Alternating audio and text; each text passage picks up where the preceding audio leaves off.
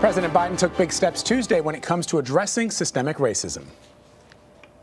In my campaign for president, I made it very clear that the moment had arrived as a nation where we face deep racial inequities, and it's time to act now, not only because it's the right thing to do, but because if we do, we'll all be better off for it.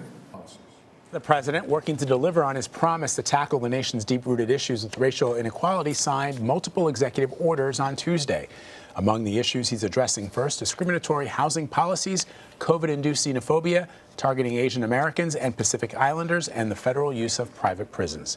Joining us now from Washington to discuss this is Melanie Campbell. She's the president of the Black Women's Roundtable. Melanie, thanks for being with us. So the National Coalition and the Black Women's Roundtable were key partners in arriving to many of the executive orders the president issued yesterday. So what are your thoughts on those orders? How significant are they? And will it be enough to address systemic racism? I guess that question is sort of unknowable at this point. Well, I think, thank you, first of all, for inviting me to be a part of the conversation this morning. First of all, I think that what President Biden started was, one, a good first start. One of the key issues that African Americans, especially Black women and young people, said were the number one issue they wanted the next president to address. We do this poll with Essence magazine every year, and for the last 3 years, it has consistently been eradicating and addressing structural racism in this country. It's been about life and death issues. With COVID-19, it rose to the top this year. And even as we talk to people who are leading the polls, some 4,600 African Americans, men, women, young, old, everything in between, and a few even Latino folks in the community, number one issue was still racism. And so we know that's a priority issue for our community. And then you talk about some of the other issues around criminal justice and policing reform, the life and death issues, and the issue of how racism and systemic racism impacts one's quality of life in this country. So I think it was a great first start. In his remarks, the president referred to a, quote, whole of government approach. I thought that was really interesting because when you're talking about systemic racism, you're talking about the entire system. And, you know, these executive actions that we saw, they kind of address kind of points here and there. But as we've even seen with this pandemic, systemic racism is in education, in healthcare, in housing. I mean, you name an aspect of living and there's an overlap. What does his approach mean to you when you hear the words a whole of government approach? How does that look to you?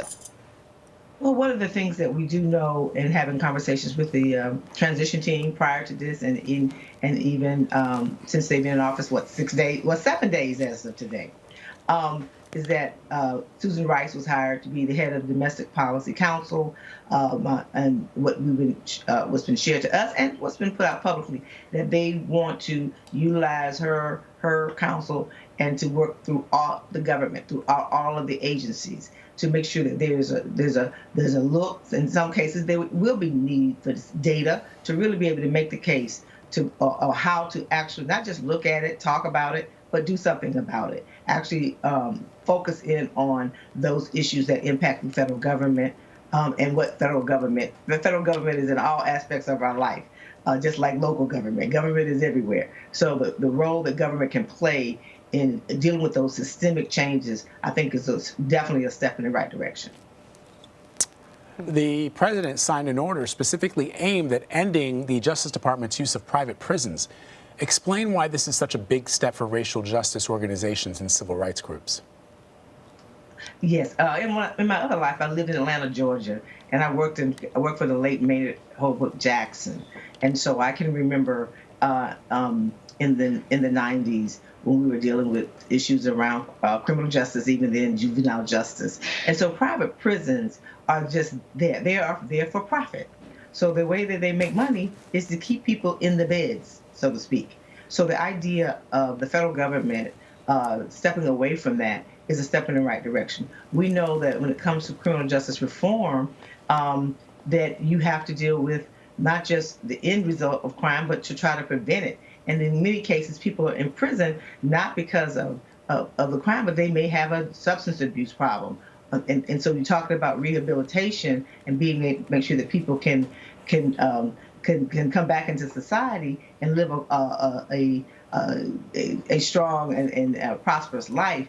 And so you see on the state level, even on a federal level, there have been criminal justice sentencing reform that's needed, because we can't lock everybody up. It doesn't work. That's not how crime is reduced. It's a whole, that in itself is a holistic approach that has to be made. So private prisons, I think of stopping the federal government for using private prisons is a step, and we say a good step. We know it's not all that's going to happen, but we're going to be working and to engage this administration throughout this 4 years, and the Congress and the 117th Congress, to actually listen to what the American people voted for, listen to what African Americans, specifically Black women who really drive the Black vote, listen to what the issues are, and we'll be partnering with our government, because at the end of the day, it is our federal government we want to work for us.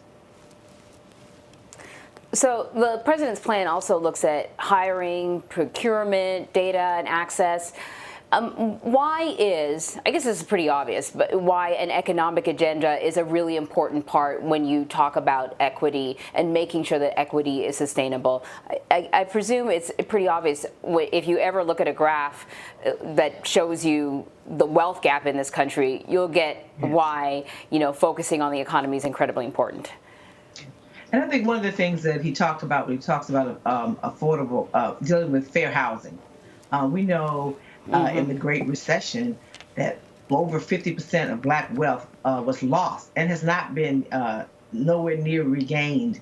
And so the issue around having equity and looking at the racial gaps when it comes to affordable housing is a direct component to addressing the ability for the Black community to rebound, to rebuild wealth for the generations, for people's children, our families. And I think having Congresswoman Marsha Fudge as the nominee to be head of housing and urban development is critical. She has many people don't know, she was a mayor of a city in the Cleveland urban area. So I think that's very, very tangible to be able to say that issue around housing. It has a direct correlation to the ability to address economic justice and equity and prosperity in this country, especially for Black people, African Americans, and other people of color, quite frankly. So let's talk about your piece for Essence magazine on how Black women have significantly shaped the agenda for the country. You wrote this back in November, just before the election. You stressed the importance of holding whoever won the presidential election accountable. So what does accountability look like for the Biden-Harris administration? What steps is your organization taking to ensure that it happens? Thank you. Yes, and we talked about justice and democracy, because some of those issues that we discussed are that number one issue. If you're really going to deal with justice and democracy, then you have to deal with what's going on with racism in this country. You have to deal with criminal justice and policing reform in this country. Some of the other issues that relate to justice are even affordable housing, even how COVID-19, I'm a survivor, thank God, of COVID-19, and 8 other people in my family who suffered from it, and knowing that there's still bias in the healthcare system. So you talk about affordable housing, voting rights, and those kinds of rights around voting rights. We know that our vote continues as far as the Voting Rights Act being strong. We have to have the John Lewis Voting Rights Restoration Act passed. If we want to deal with policing reform, criminal justice reform systemically, then we need the George Floyd Justice and Policing Act passed. So it's also the administration, and we expect for them to push. And those of us who are outside as advocates for our community, we will continue to push, work with them, push them when we feel they're not doing enough. And so I'm cautiously optimistic that if folks focus on what needs to happen in this country, I'm more worried about the Congress than I am right now the White House, quite frankly. All right, Melanie Campbell, thank you so much for joining us. Thank you so much.